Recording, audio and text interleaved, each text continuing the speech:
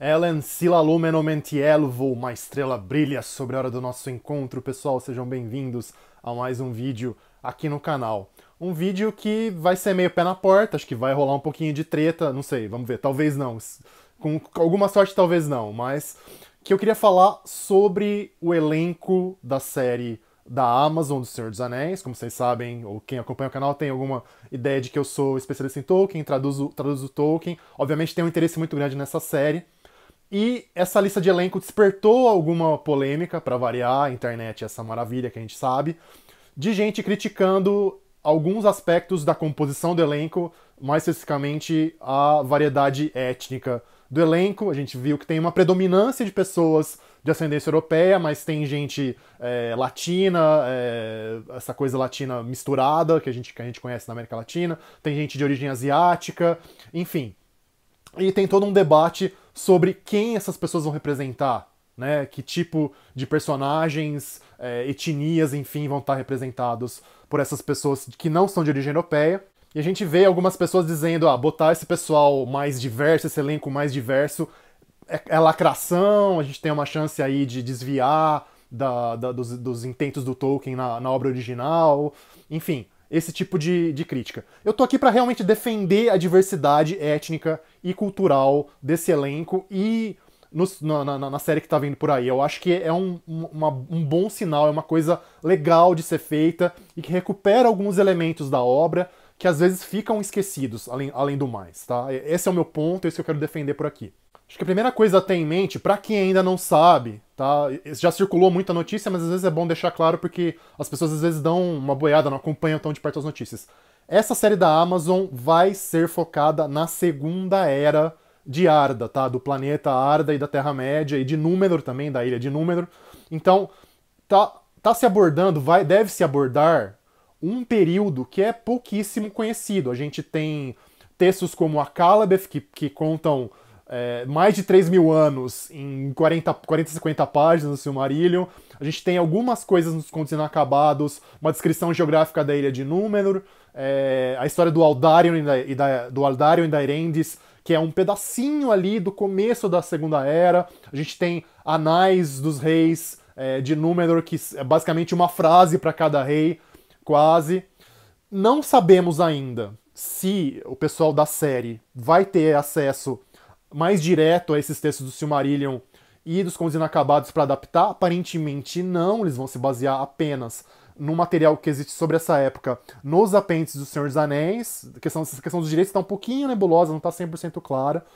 De qualquer modo, mesmo que eles tivessem acesso a tudo que Tolkien escreveu sobre a Segunda Era, falta muito. Tem muita coisa que você pode rechear, tentar colocar peças do quebra-cabeças, pensar em alguma coisa que não contraria a lógica e a história geral do que o Tolkien criou, e mesmo assim vai além dos textos que a gente tem, simplesmente porque são 3.000 e tantos anos e tem muita coisa que pode ser contada nesse intervalo. A gente não sabe também em que pontos da Segunda Era a coisa vai se passar, se vai ser focada num período mais específico, se tentar contar uma história que abranja todo o arco da Segunda Era. Nesse caso, você ia ter que trocar muito ator, porque, embora os Númenóreanos tivessem vida longa, eles morriam ao longo, não viviam 3.000 anos. Os atores élficos podiam ficar, né, durante muito tempo, mas os Númenóreanos não, enfim, os humanos muito menos, anãos, aliás, se tivermos, também teriam que ser trocados, enfim. Tudo isso tá muito no ar. Agora, tendo dito isso, uma coisa que as pessoas às vezes ficam levantando e falando, tudo bem, pode ter personagens de aparência não europeia, mas necessariamente eles vão ser vilões na história, ou ligados, enfim, aos grupos considerados do mal, porque os nossos heróis, em geral, tanto elfos quanto humanos, teriam aparência europeia, e não apenas europeia, como mais semelhante ao norte, noroeste da Europa. Ali é gente loira, gente de cabelo escuro, mas de olho claro, de pele muito clara, enfim. Enquanto os povos, principalmente, basicamente humanos mesmo, que ficaram na Terra-média durante a Segunda Era, eram os povos que ou não se aliaram aos Elfos e aos Valar na luta contra o Morgoth, né, o primeiro Senhor do Escuro, ou então foram aliados do lado do mal, do próprio Morgoth, e por isso que não foram levados para Númenor no final da Primeira Era. Para quem não conhece, tudo isso está bem escrito no Silmarillion. Leiam o Silmarillion, inclusive na tradução que eu fiz, ou na outra tradução também, fiquem à vontade, mas leiam o Silmarillion, que vale muito a pena. Leiam em inglês, enfim, vale muito a pena conhecer o Silmarillion. Esse argumento parece que faz sentido, mas quando a gente vai olhar os detalhes e as pistas que o Tolkien deixou, e conforme ele foi elaborando e tentando entender melhor qual que era o cenário da Segunda Era e da relação entre os Númenóreanos, que originalmente eram esses aliados às forças cósmicas do bem, com os outros homens da Terra-média, a coisa fica um pouquinho mais relativizada, sabe? É importante levar isso em conta. Um primeiro elemento que a gente de novo pega lá no Silmarillion.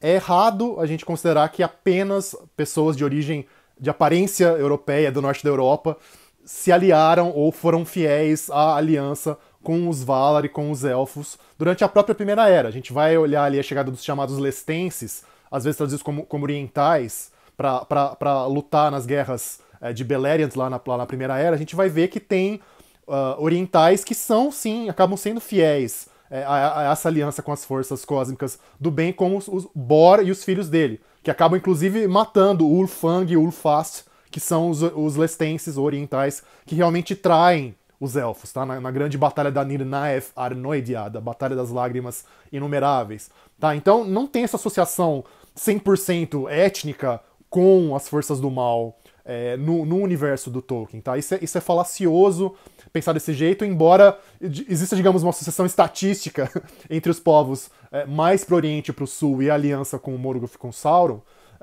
Essa coisa nunca é 100%. Avançando muito no tempo, indo lá pro Senhor dos Anéis, tem aquela passagem super importante e muito bem pensada, eu acho, quando o Sam, lá perto do grupo do Faramir, perto de Henef Anun, ele vê um membro do povo dos Haradrim ali caído, morto depois da batalha com o Faramir, e o Sam começa a pensar: será que ele realmente era mal de coração? Ou qual que foi a trama ali de alianças políticas e de enganos e tudo mais que acabou levando esse cara a lutar contra os povos do Oeste e tá caído ali, tá? Só isso também já dá uma pista de como mostrar essas figuras de maneira muito mais complexa e nuançada e sem transformar em pessoas com aparência europeia, boas pessoas com aparência africana ou do Oriente Médio ou do Oriente como ruins. Tá? Isso eu acho bem importante também.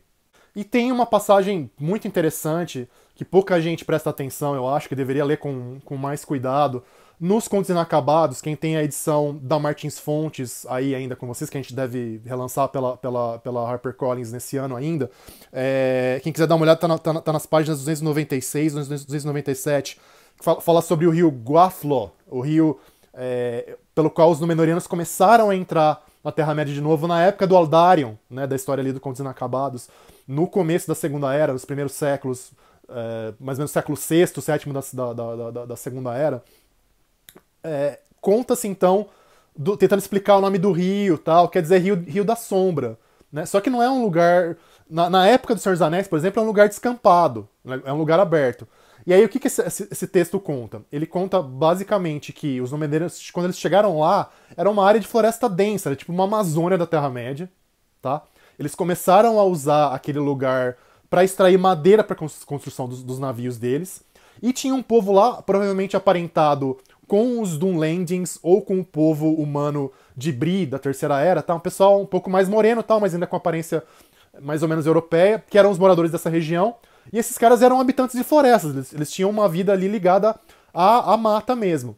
E de início, embora eles tivessem medo dos Númenóreanos, eles não eram hostis a Númenor, tá? E eles só começaram a ficar hostis a Númenor quando a derrubada de matas, da qual eles dependiam para sobreviver, basicamente, ficou tão devastadora e a terra começou a ficar infértil e tal, que eles começaram, então, a resistir a isso. E quando o Sauron passa a se expandir lá de Mordor para a região mais a oeste da Terra-média, eles fazem aliança com Sauron justamente pelos maus tratos que eles sofreram nas mãos dos Númenóreanos ou com o excesso de devastação ambiental até que os Númenóreanos causaram ali. Então, de novo, eu acho que é um prato cheio para a série, se ela puder usar essas informações, que a gente não sabe ainda, mas pensar em como essa coisa de povos de aparência não europeia, ou não tão europeus do norte, pelo menos, poderiam interagir com os Númenóreanos de maneira complexa, que envolve questões políticas, até ambientais, de maneira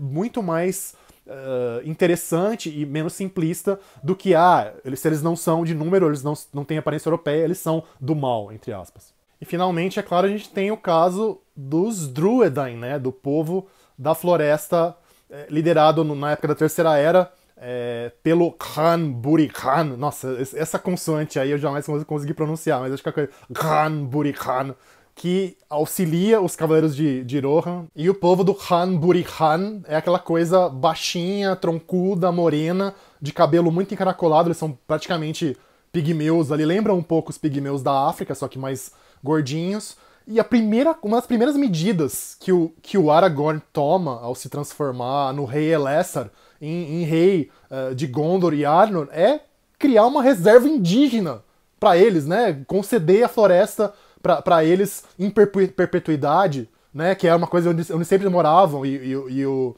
Han Buri Han pede, antes da grande batalha dos Campos do Pelennor, fala, olha, por favor, não caçem mais o povo da gente como se fossem bicho, não sei o quê. E o Tolkien também pegou e transferiu esse pessoal em textos posteriores, em textos mais tardios, lá para a Primeira Era, né? Ele fala que eles seriam aliados dos Haladin, lá na floresta de Brethil, né? Então, de novo, existe muito mais diversidade étnica e cultural na obra do Tolkien do que a gente às vezes percebe à primeira vista. Existe, por parte do próprio Tolkien, embora ele fosse um cara com uma cabeça mais eurocêntrica, embora não racista, dá pra fazer, qualquer hora eu vou fazer um vídeo mais geral sobre as opiniões políticas e sociais do Tolkien, que acho que é legal mostrar as nuances aí também, mas era um cara que tinha uma visão muito mais nuançada em relação à relação entre etnias diferentes ao longo da obra e da própria vida dele. E uma coisa que é sempre importante lembrar, né, tem muita gente hoje em dia fã de Tolkien desse lado mais conservador, até desse pessoal meio maluco, Deus Vult por aí, tá? Que, desculpa, é maluco mesmo, esse pessoal bateu a cabeça. E esse pessoal tem toda essa empolgação com as navegações portuguesas e vamos espalhar o cristianismo na porrada pelo mundo. Uma coisa que o Tolkien deixa muito claro no Akallabeth, por exemplo, lá no Silmarillion, é que os Númenóreanos, enquanto eles são bons, enquanto eles estão do lado das forças cósmicas boas, dos Valar e de Eru e Ilúvatar, eles vêm para a Terra-média apenas para trazer conhecimento e sabedoria e instrução pro lado do bem para os povos que estão lá nas trevas. Os Númenóreanos começam a sair dos trilhos quando eles começam com o projeto imperial, tá? De criar assentamentos, começar a explorar economicamente a Terra-média e no fim começam até a escravizar aqueles povos, tá? Então, de novo, uma visão muito mais cuidadosa em relação a essa cultura da expansão europeia, do domínio que o Tolkien tinha, inclusive em relação aos seus contemporâneos, tá? Por enquanto, é isso, pessoal. Espero que vocês tenham gostado. Voltaremos com mais vídeos sobre Terra-média e sobre temas científicos e religiosos também por aqui, que são a Piece de Resistance do canal. Beleza? Não se esqueçam de curtir o vídeo, de compartilhar, de comentar aqui, de se inscrever e colocar o sininho para receber notificações, não perder mais nenhum vídeo. Estamos de volta porque meus filhos voltaram para as aulas depois de umas longas férias e eu vou conseguir, acho que, fazer mais vídeos, embora tenha muita coisa para fazer que paga as contas por aqui, beleza? Abraço, obrigado a todos, como dizem os elfos, Namarie. Adeus.